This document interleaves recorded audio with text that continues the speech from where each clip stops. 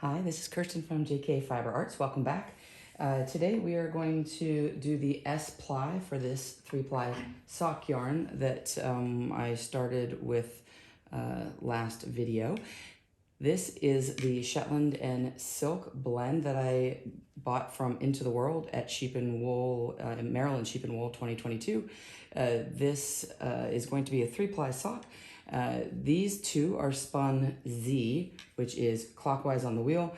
My 3rd ply with the empty bobbin I have on here now is going to be spun S, which is counterclockwise. We're going to do something called an opposing ply, and you will see that magic when we ply these 3 together.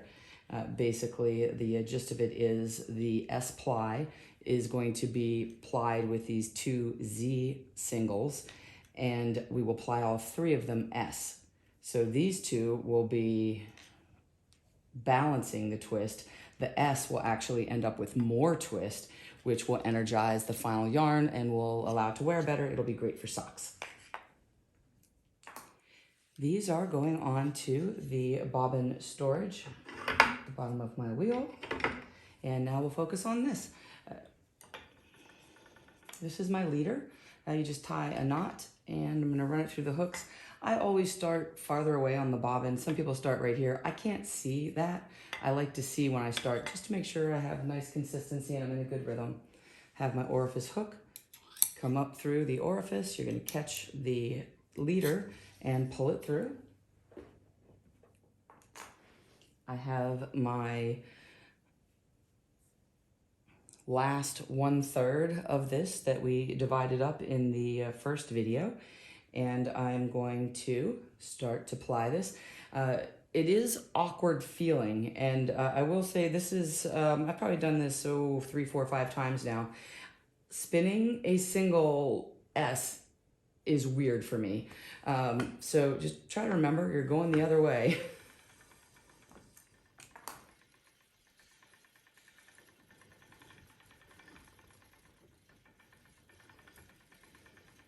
And everything else is the same except the wheel is spinning counterclockwise.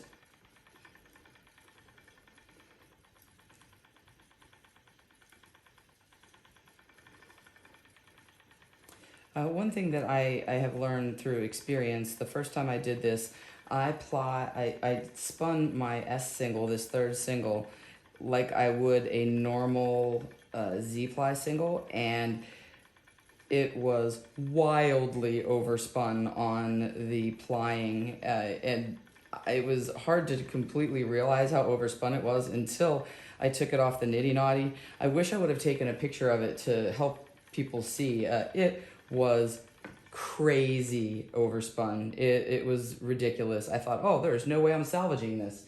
But you can. It actually worked out great. I knit my husband a pair of gorgeous socks and they wear wonderfully. I've had people tell me that if you try to knit with yarn like that it's going to mess up your final project.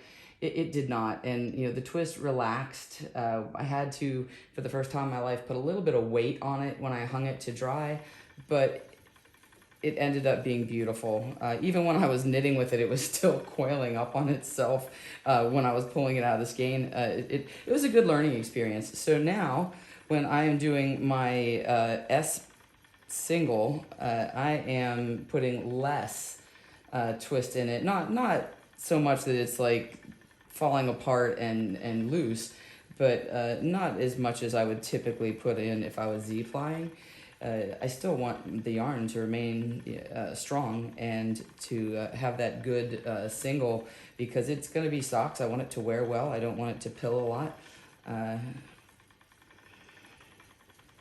I think that this is going to end up being quite lovely, and when I'm finished filling up this bobbin, I will show you how to ply these together, and then the plan is to continue on and set the twist, see how much I overspin this thing, and then have that sock yarn, and then we'll do a tutorial on how to knit a sock with your hand spun yarn, which I think everybody should do because hand spun sock yarn is the best.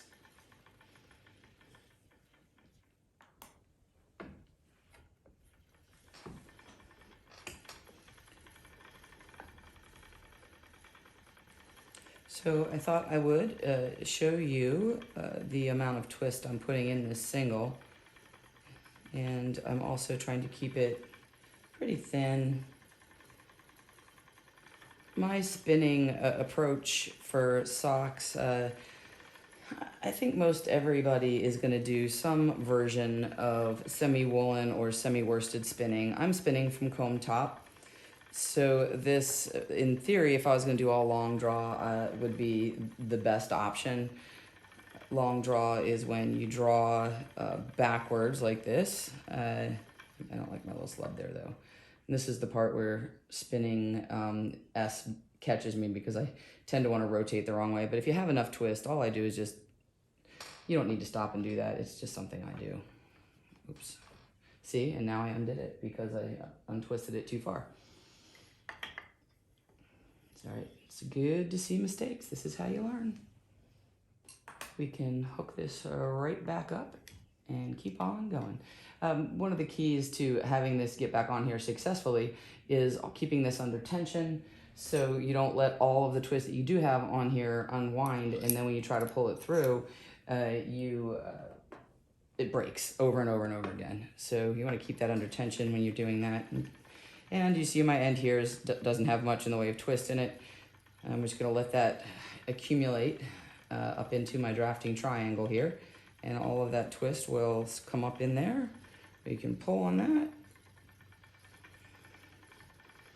And now we'll show you how much twist it should have, or at least what I'm doing for the S single that is going to be plied in the S direction. You know, obviously it's going to get a lot more twist to it. So this is about how much I have here.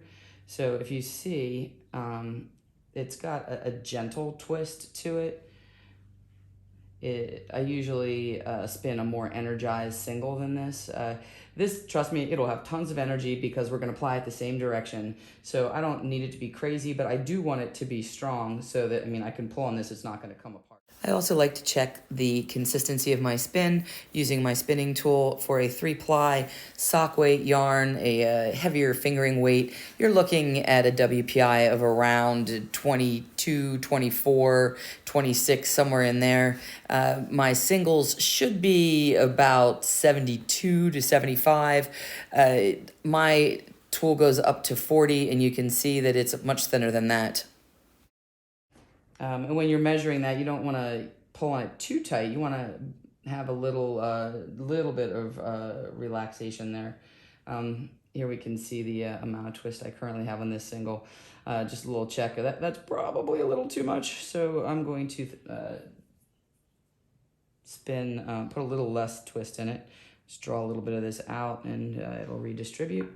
And I'm going to continue on filling up my bobbin just like this.